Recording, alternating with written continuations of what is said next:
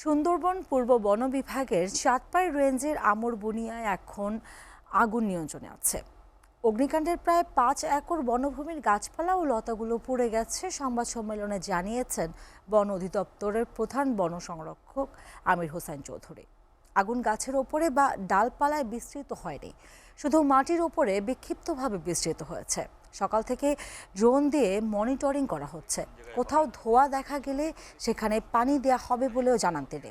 গেল রাতে খুলনায় সুন্দরবন পশ্চিম বন বিভাগ কার্যালয়ে বন সংরক্ষক বলেন, আগুনে সুন্দরবনের জীববৈচিত্র্যের ক্ষতি নিরূপণে সকালে খুলনা সার্কেলের বন সংরক্ষক মিহির কুমার দোকে প্রধান করে 7 সদস্যের বিশেষজ্ঞ কমিটি গঠনের সিদ্ধান্ত হয়েছে। ওই কমিটিতে খুলনা বিশ্ববিদ্যালয়ের শিক্ষক সহ বিশেষজ্ঞরা থাকবেন। সর্বশেষ 2021 সালে আগুন লেগেছিল সুন্দরবনে আমরবুনিয়া সহ আশপাশের এলাকায়। 2002 সাল থেকে এ পর্যন্ত 25 বার অগ্নিকাণ্ড ঘটেছে।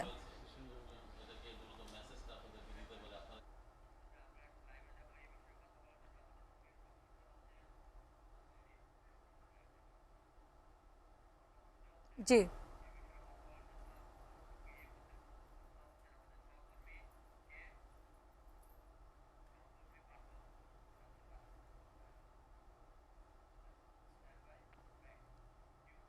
সুন্দরবনের আগুনের আরো খবর জানাতে এই মুহূর্তে আমাদের সঙ্গে সরাসরি যুক্ত হচ্ছেন সহকর্মী পার্থ। সরাসরি চলে যাচ্ছি তার কাছে। পার্থ, সুন্দরবনের আগুনের ঘটনা তদন্তে গঠিত কমিটি কি কাজ শুরু করেছে? আর কি পরিমাণ ক্ষতি হয়েছে তার কোনো তথ্য কি আপনার কাছে আছে? যেমনটি বলছিলেন, সুন্দরবনের জীববৈচিত্র্যের ক্ষতি নিরূপণে উচ্চ পর্যায়ের বিশেষজ্ঞ কমিটি গঠন করা হয়েছে বলে জানিয়েছেন প্রধান বন সংরক্ষক আমির হোসেন চৌধুরী। রোববার 10:30টায় সুন্দরবন পশ্চিম বিভাগের কার্যালয়ে তিনি একথা বলেছেন। 7 সদস্যের ওই উচ্চ পর্যায়ের কমিটির প্রধান থাকবেন খুলনা অঞ্চলের বন সংরক্ষক মিহির কুমার দো।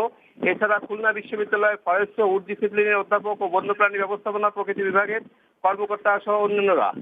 আমরা এই প্রতিবেদন তাদের 10 দিনের ভিতর 7 সদস্যের প্রতিবেদন জমা দিতে হবে।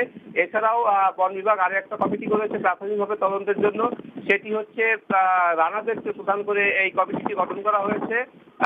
এদের 7 দিনের মধ্যে তদন্ত প্রতিবেদন জমা দেওয়া হয়েছে। তবে আমরা প্রশ্ন করেছিলাম যে প্রত্যেকবার বনে কেন এভাবে আগুন, মিহির কুমার দোকে বনে কিভাবে আগুন লাগে, 2021 সালে আগুন লেগেছিল, তার পরবর্তী 3 বছর লাগেনি, এখন এভাবে আবার আগুন লেগেছে কি কারণে?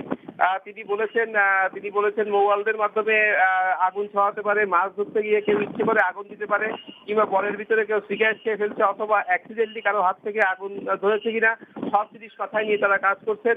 প্রাথমিকভাবে 5 একর বনভূমি ক্ষতিগ্রস্ত হয়ে বলে তিনি জানিয়েছেন প্রধান বন সংরক্ষক। প্রাথমিকভাবে অগ্নিকাণ্ডের কারণ জানারও চেষ্টা করা হচ্ছে। তবে আমরা এখন যেটা জানতে পেরেছি যে সকাল থেকে বন বিভাগ, ফায়ার সার্ভিস, নৌবাহিনী, কোস্টগার্ড এবং স্বেচ্ছাসেবকরা সবাই মিলে কাজ করছেন যাতে আগুন নিভানো যায়, এবং সেই কাজ এখন পর্যন্ত কার্যকরী আছে, এবং যতক্ষণ পর্যন্ত না আগুন নিভবে ততক্ষণ পর্যন্ত এই কাজ চলবে। তবে আর একটা কথা আপনাকে জানিয়ে রাখি, প্রধান বন সংরক্ষক যদিও বলেছেন যে 2-3 দিন আগুন পুরোপুরি আগুন নিভতে লাগতে পারে, তবে আর একটা জিনিস, বর্ষা আসতে পারে, বর্ষা আসলে কিন্তু আগুন নিয়ন্ত্রণে চলে আসবে।